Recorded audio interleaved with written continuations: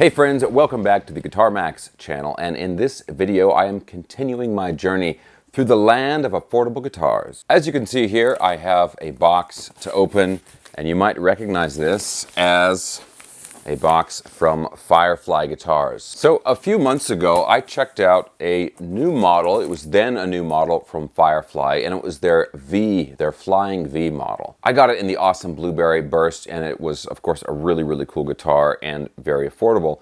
But right around the same time that guitar came out, they also released a sort of explorer type guitar, or what they're calling the Firefly LX. Now, when I originally got my V model, I did not get one of the other models, but I have got one now, and that is what is inside this box. So we're gonna do an unboxing, and we'll see how the guitar is. I will also wanna go over the packaging, right? Because that's always something that people are interested in. How well is the guitar protected? So let's get right into this here. I'm gonna go ahead and open this up, and yeah, I was pretty lucky with this box because my arch nemesis, Sir Guitarslot, is always trying to steal the boxes before I can get to them so he can do the unboxing. But fortunately, I was able to get this one before he, got his clutches on it. So let's see, 1, 2, 3, 4 pieces of tape we had to cut there. We'll go ahead and open this out like that. Take the top layer off. There we go. So on the top there, we've got a big piece of styrofoam, which covers it. That comes off. And then inside the box, you can see there's a styrofoam insert. Yeah, and it's like solid styrofoam all the way around. So I gotta say, unless this box gets seriously crunched, this is, pretty well protected here. So I'll go ahead and take this stuff out. Just the standard cheapy cable and the Allen wrench to adjust the truss rod. And I'll go ahead and lift the neck out here. Just pull the whole thing out. Yeah, so you can see, that's actually looks pretty cool there. You can see that, the outline of the guitar. Anyway, we'll put that over here. Okay, now let's take a look at the guitar itself. It comes in the standard plastic bag. Take this off here. And I usually like to save these, but they're more fun to just rip them to shreds. So I'm going to go ahead and do that here. Let's take a look. And you might have already noticed it, but I got this one in the same finish as my Flying V, so I should have the matching set now. All right, ooh. And there it is. Check that out.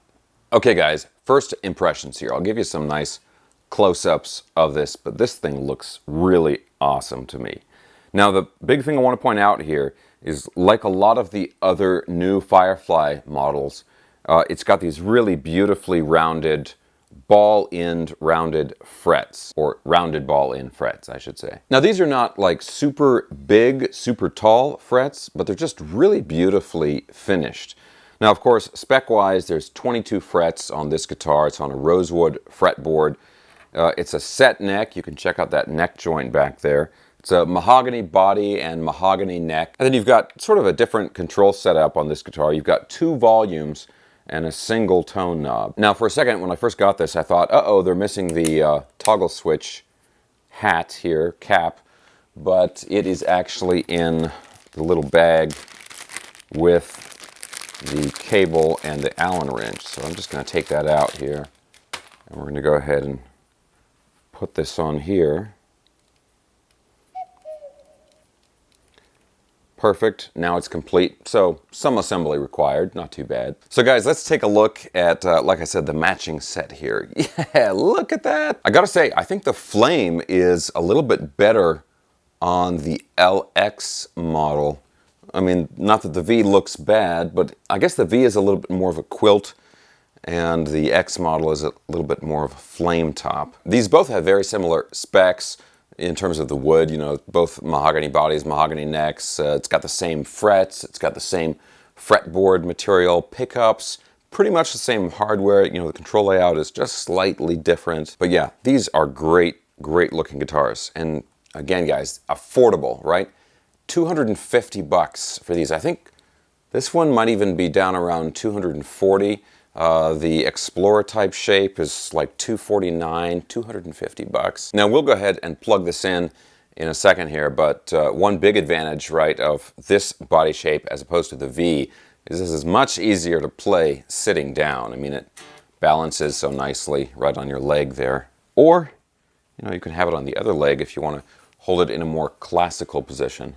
Okay guys, so this is a true out-of-the-box test. You know, I have literally just taken it out of the box. I'm going to go ahead and plug in the guitar. We will listen to how it sounds, and then I'm going to talk about some other specs of the guitar and, of course, the playability and sound of this guitar. Now, real quick guys, if you enjoy videos like this, checking out cool, affordable guitars, and also staying up on all the latest news in the guitar universe, and you have not already subscribed, please consider subscribing right now. Okay, let's go ahead and plug this in. I'm going to use my trusty Fender GTX 100 amplifier for the demo. We'll go through a few different sounds from that amplifier and, of course, the different pickup positions on the guitar, and we'll listen to how it sounds. Let's check it out.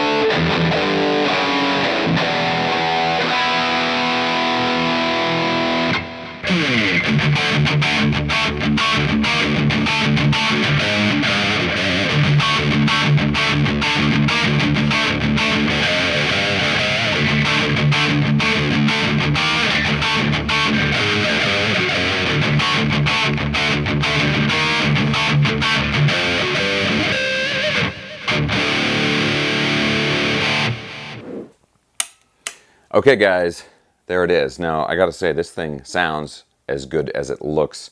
These are the same pickups that are in the Flying V style guitar from Firefly. And these are just sort of, you know, pretty well balanced humbuckers. There's some guy in the comment section that says that they sound microphonic. I have not found them to be microphonic at all. And actually something that happened quite a while back, like several years ago when I was first getting into the Firefly guitars, I swapped out a set of pickups in one of the Firefly guitars, assuming that they were cheap pickups that were not like wax potted or anything like that. When I ended up taking them apart, I found out they were actually like fully wax potted, and I mean they looked like pickups that maybe came out of like, you know, the Epiphone factory or something like that. I don't know that for sure. I'm speculating on that, but the pickups, when I went to swap them out, were actually much better than I was expecting them to be. So I have nothing really to complain about with these pickups right here.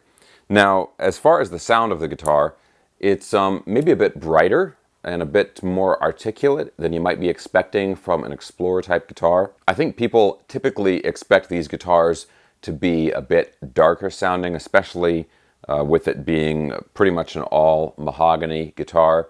You kind of associate that sort of darker, very Gibson-y type sound with this style of guitar, but the guitar was pretty bright, and it had a pretty like noticeable mid-range to upper mid-range focus to the sound. Now, as far as the playability, the neck and the frets, of course, are very, very comfortable. Although it has a gloss finish on the back of the neck, I usually prefer a satin finish. It's still, you know, it's very easy to move around on, very comfortable neck to play. Now, that being said, as far as the setup goes, the action is a little high on this guitar. And the action is a little bit high. The neck is pretty straight, fretboard's pretty straight, but probably what I'll do is I'll wait a week or two, let the guitar sort of adjust to the air around me in my area, and then I'll do a few setup adjustments, probably certainly adjust the bridge, try and get the action a little bit lower, and then also make a truss rod adjustment to really dial it in. And as you can see in the demo, I mean, the demo I showed you guys, I hadn't done any setup work to it. All I did was tune it and plugged it in, and that was it. And it played, I mean, it plays fine out of the box, but it could be better. So, like a lot of these guitars, and really a lot of affordable guitars in general, you know, they're giving you a great base to start from, not a base, obviously, you know what I mean by base, but a foundation. They're giving you a great foundation to start from, but you're probably going to want to make some setup adjustment and just little tweaks here and there to really get it to be all that it can be. Now, the other thing I should mention is, can you see my fingertips there? I've got a little of the sort of black stuff that always just shows up on your fingertips with these guitars. And I think it comes from like a little bit of maybe dye that's on the fretboard, wood, or maybe something that they use to polish the frets. Sometimes that stuff can leave a little bit of residue on there, and that ends up coming off on your fingers. Somebody in the last Firefly video I did, somebody in the comment section was speculating that it could be from the strings. It's not from the strings. These strings look to be brand new, totally clean, and also when I swipe the strings with like a paper towel or something like that, nothing comes off from the strings. It's definitely coming from the fretboard itself. But again, this is super nitpicky stuff. It's not a big deal. You play the guitar for 30 minutes or an hour and it will have all come off, and then you're done with it. It's really no issue. Okay, let's talk about the weight of the guitar. This is fairly lightweight for the style. I weighed this guitar and it was 7.6 pounds. Off the top of my head, I don't know what that is in metric, but you know, maybe if there's somebody watching from Zimbabwe or one of those weird countries that uses the metric system, maybe they can do the calculation for us or something. Now, as far as the balance of it, I'm actually going to go grab a strap right now and we'll see how it is standing up. All right, so we'll just put this sucker right on here. It's got the strap button on the back of the body, not on the upper horn there, which usually helps it balance better. Okay, we got that on. Get my hair out of the way, and yeah, that's pretty good. I've got the strap a little bit high, so you'll have to forgive me for looking jazzy, but the balance is pretty good. I mean, I'm not doing anything, and it stays with the neck up there, so that's really pretty good. A lot of Explorer type shapes, or the more heavy metal shaped guitars, usually a lot of the time they have a really terrible neck dive, but this one, yeah, this one actually stays up there pretty well. Now, one last thing here, which is super nitpicky, but it's just something that I kind of noticed when I was actually tuning it, and that is that this is really a pretty small headstock for like a 6-in-line headstock like this. And I like how the headstock looks, but just something that you notice is the tuners are very close together. And that's just because it's a small, kind of a short headstock, and they have to cram all those tuners in there. So when you're tuning one string, your fingers are against the other tuners. So you have to be a little bit careful when you tune it to not accidentally move one of the other tuners. That being said, the tuners seem to work really well, and they're stiff. You know, they don't have like a lot of play or looseness in them. So for, again, you know, for a $250 guitar, I mean, these are really good tuners. Kind of Grover style tuners. These are not Grover branded tuners, but they're certainly that style.